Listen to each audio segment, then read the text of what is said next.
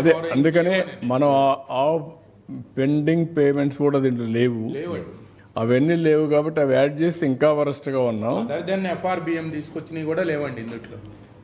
అదే మొత్తం వాళ్ళు చేసినట్టు ఫైనాన్స్ కమిషన్ బారోయింగ్స్ కూడా ముందు తీసుకున్న డబ్బులు కూడా లేవు, ఎవ్రీథింగ్. అందుకని నేను ఏమంటానంటే ఎవడు ఊహించనటువంటి ఆర్థిక పరిస్థితిని తీసుకొచ్చారంటే రాష్ట్రంలో, నెవర్ వీ ఎక్స్పెక్టెడ్.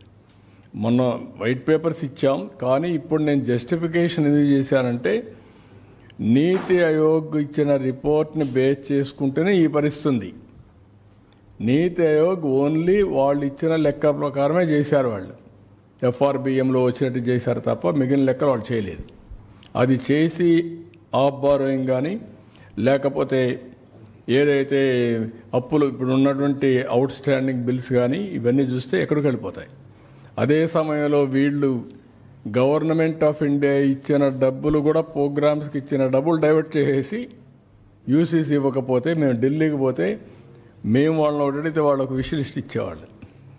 మీరు అడుగుతున్నారు, బాగానే ఉంది, మీకు కథ ఏంటి చెప్పండి, ఎట్లా ఇస్తాం మీకు డబ్బులు, ముందు 500 కోట్లు ఇచ్చాను లెక్క చెప్పండి, 3000 కోట్లు ఇచ్చాను లెక్క చెప్పండి అంటే ఇది ఎత్తుక్కుంటే ఆ డబ్బులు డైవర్ట్ చేసేసారు.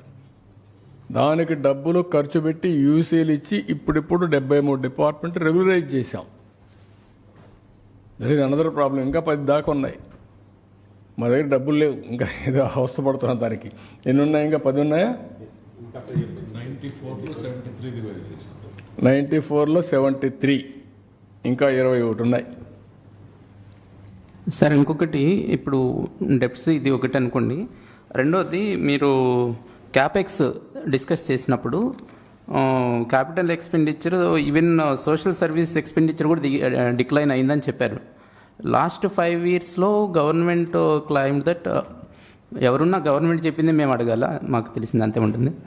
నాడు నేడు ప్రోగ్రాంలో ఎడ్యుకేషన్ హెల్త్ సెక్టర్ కింద స్పెండింగ్ జరిగింది అనేది గవర్నమెంట్ క్లైమ్ లాస్ట్ 5 years.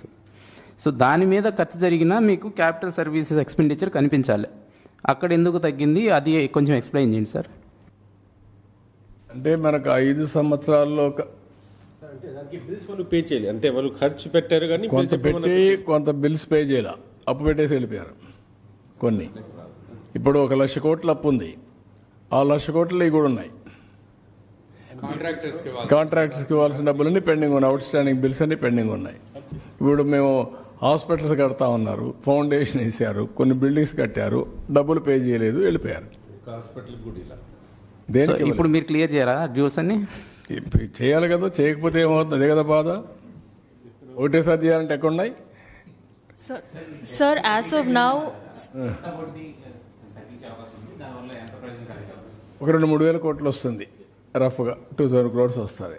ఆ 2,000 కోట్లు కూడా ఎక్కువ. ఇప్పుడు ఆ పరిస్థితికి వచ్చాం. Every pie we want to save. sir, as of now, what is our current outstanding debt, sir? Despite whatever we have so far, completed, what is still our current outstanding debt? Number one. Number two question is, you've said how several funds had been diverted as well. Any kind of action that will be taken from the NDA government? అంటే ఎప్పటికప్పుడు చెప్తున్నాం, ఏదైతే out standing bills అన్ని